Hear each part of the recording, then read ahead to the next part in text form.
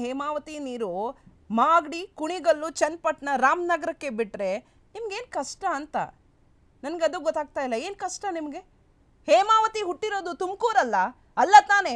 ಎಲ್ಲೋ ಹುಟ್ಟುತ್ತೆ, ಎಲ್ಲೋ ಹರಿಯುತ್ತೆ, ಇವಾಗ ಇಲ್ಲೂ ಬಂದು ಸೇರಿದೆ. ಅದಕ್ಕೆ ಯಾಕೆ ನೀವು ಬೀದಿ ರಂಪಾಟನ ಮಾಡ್ತಿದ್ದೀರಾ? ನಿಮಗೆ ಸೇರಿದ್ದು ಅಂತ ಯಾಕೆ ಅಂದ್ಕೊಳ್ತಿದ್ದೀರಾ? ಇದನ್ನ ಕರ್ನಾಟಕ, ತಮಿಳ್ನಾಡ ಹಾಗಾದ್ರೆ? ನಿಮಗೆ ಮಾಗಡಿ, ಚನ್ನಪಟ್ಟಣ, ರಾಮನಗರ, ಕುಣಿಗಲ್ಲು ಹಾಗೆ ತುಮಕೂರು ಕರ್ನಾಟಕ ಹಾಗೆ ತಮಿಳ್ನಾಡ? ಇದು ಕರ್ನಾಟಕ ತಾನೆ? ಈ ಕರ್ನಾಟಕದಲ್ಲೇ ಮಾಗಡಿ, ಕುಣಿಗಲ್ಲು, ಚನ್ನಪಟ್ಟಣ, ರಾಮನಗರ ಎಲ್ಲ ಇರೋದು. ಇದೇನು ತಮಿಳ್ನಾಡು ಅಲ್ವಲ್ಲ? ಇಲ್ಲಿ ತಮಿಳ್ನಾಡಲ್ಲಿ ಇಲ್ವಲ್ಲ? ಹೇಮಾವತಿ ತುಮಕೂರಿಗೆ ಮಾತ್ರ ಸೀಮಿತನ ಅಲ್ವಲ್ಲ? ಅಲ್ಲಿಗೆ ನೀರು ಬಿಟ್ರೆ ನಿಮ್ಮ ಗಂಟೇನಾದರೂ ಹೋಗುತ್ತಾ? ಅವರು ಮನುಷ್ಯ ತಾನೆ, ಅವರಿಗೂ ಕೂಡ ಕುಡಿಯೋಕ್ಕೆ ನೀರು ಬೇಕು, ದನ ಕರುಗಳಿಗೆ ವ್ಯವಸಾಯಕ್ಕೆ ನೀರು ಬೇಕು. ನೀರು ಬಿಟ್ಟರೆ ತಪ್ಪೇನಿದೆ?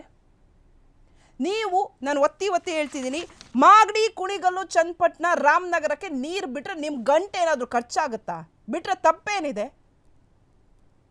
ನಾನು ಇನ್ನೊಂದ್ಸರಿ ಹೇಳ್ತೀನಪ್ಪ, ನಾನು ಶಿಲ್ಪಾ ಗೌಡ. I support Magadi, Kunigal, Channapatna, Ramanagara. ಈ 4 ಕ್ಷೇತ್ರದ MLAಗಳೇ ನೀವಿಡೀರಿ ಬೀದಿಗೆ, ನೀವಿಡೀರಿ ನೀರಿಗಾಗಿ ರಸ್ತೆಗಿಳಿದು ಪ್ರೊಟೆಸ್ಟ್ ಮಾಡ್ರಿ, ಏನು ಲಾಸ್ ಇಲ್ಲ. ಬೀದಿಗಿಳಿದು ಪ್ರತಿಭಟನೆ ಮಾಡಿ. ಬರೀ ಹೇಳಿಕೆ ಕೊಡೋದಲ್ಲ, ಬೀದಿಗಿಳಿದು ಪ್ರತಿಭಟನೆ ಮಾಡಿ, ವರ್ಕೌಟ್ ಮಾಡಿ. ನಾನು ಬರ್ತೀನಿ ನಿಮ್ಮ ಪ್ರತಿಭಟನೆಗೆ, ನಾನು ಕೈ ಜೋಡಿಸ್ತೀನಿ.